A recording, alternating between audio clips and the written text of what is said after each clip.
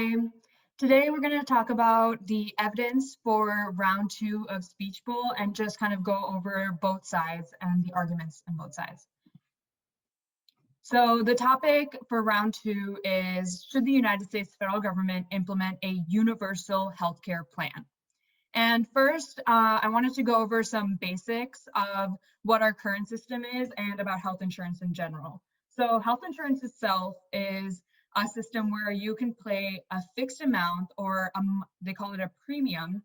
And this is just a fixed amount you pay every month, and you're guaranteed coverage for any type of health problems or specific type of health problems in the future.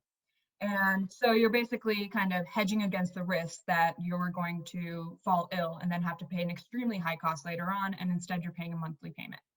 And right now, mostly private companies do that. Like private companies will take your premiums, and it usually happens through one's employer. So your employer will pay the private company and you will pay a portion.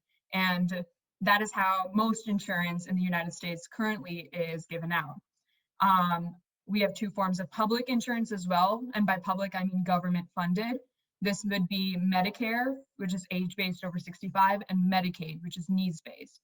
And there's kind of a gap between people who don't want to afford, can't really afford insurance and are above Medicaid eligibility.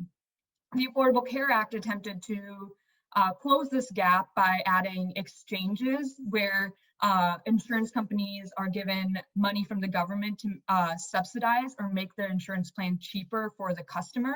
And it's given a financial penalty if you don't try to go get this insurance. And Obamacare also attempted to expand Medicaid eligibility, but now that varies by state. So there still can be some gaps in coverage, and some people do not have access to health insurance. Now, the affirmative, which advocates for universal healthcare access, this means that the government funds insurance rather than private companies. The two main arguments for why this is good. First, it helps attain universal access to healthcare. And when people say universal access, that means everyone has access to it in the country. And it also narrows large socioeconomic and racial gaps in health and mortality. And mortality just kind of means death.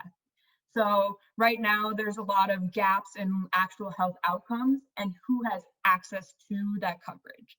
And second, it will lower healthcare costs and boost our economy. And I'll explain both of these arguments in more detail. So first is that it expands healthcare access.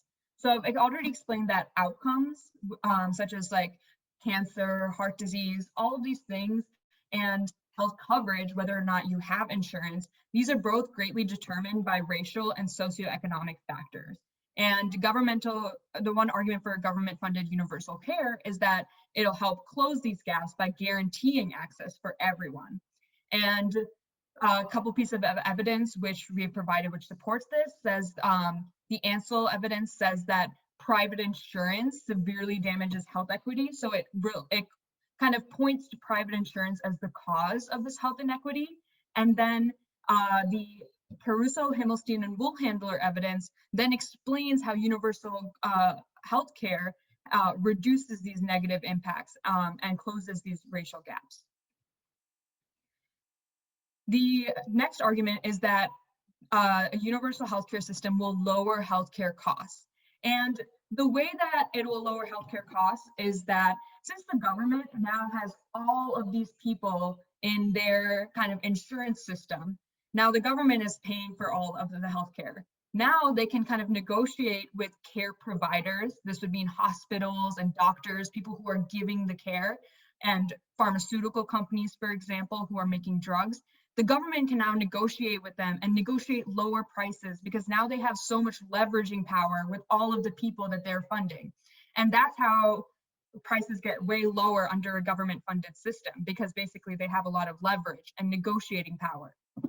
The plan also would boost business competitiveness because remember that I said a lot of insurance comes through your employer.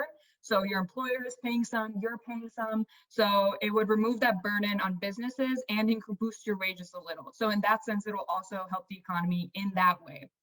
And one of the main arguments here is that as we go through the sample evidence in the first piece of evidence, the Brookings report, it goes through like 12 facts on how costs are increasing really fast right now, and including the percent of public expenditures, which means government costs are increasing right now too. So an argument could be made that, hey, government costs are already increasing, might as well do the single payer system.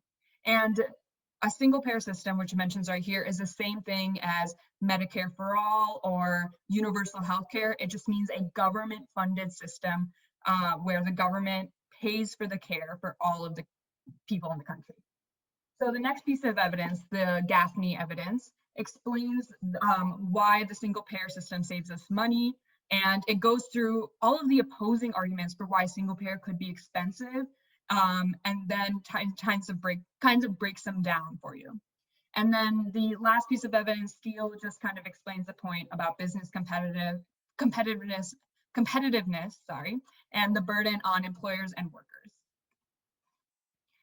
So now moving on to the negative side. There are two main arguments here. One is that universal healthcare coverage lowers drug prices too much and hampers important pharmaceutical, drug, and medical device innovation. And the second is that it causes doctor shortages, higher wait times, and lower quality of care. And I will go through these now. So first one is that it suppresses innovation. And this is due to lower prices. As I mentioned, the government can negotiate lower prices, and especially for drug companies, this is extremely important, and and medical device companies. Because these types of companies have to take huge risks in research and development. And a lot of times they have a lot of failures of the drug. Like they could spend billions of dollars, multiple years, and still like not make it through FDA trials or something like that, since it has to be approved and go through so many processes. That's why these high prices are absolutely necessary, as the negative would argue, to foster that innovation. And the US is kind of the centerpiece of this innovation. And since our pharmaceutical innovation specifically, that's why our system is particularly important to keep, or high prices at least. And the sample evidence which supports this is, the first is a Garthwaite piece of evidence, and they mostly talk about innovation in the second half of the article, but it just basically makes the same argument that low prices is just not enough for companies to make that risk for research and development.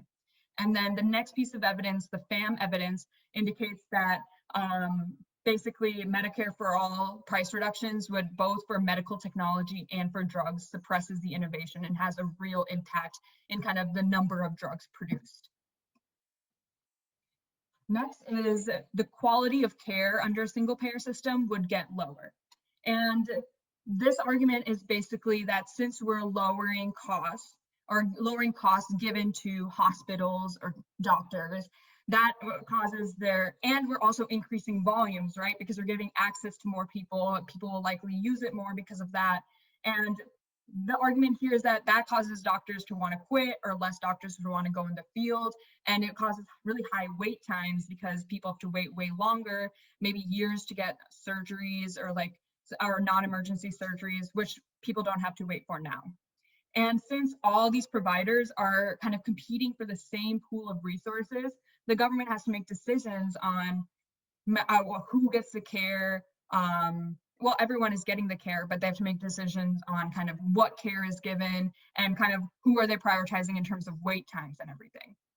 And then these are the three pieces of sample evidence. This is the same Garthwaite article from the previous slide, but the first half and the middle part of the article talks about doctor reimbursement, so how much they're getting paid and how that lowers care quality. The Matthews piece of evidence indicates that, talks about the rationing and the limited pool of resources. And the last Pipes piece of evidence talks about kind of the higher volumes that come from increasing access to a lot of people, and how that would negatively affect our healthcare system. So these are kind of the overview of the main arguments of the affirmative and negative. And remember, when you are giving each speech, it really helps if you kind of allude to the other side's arguments and answer them as well.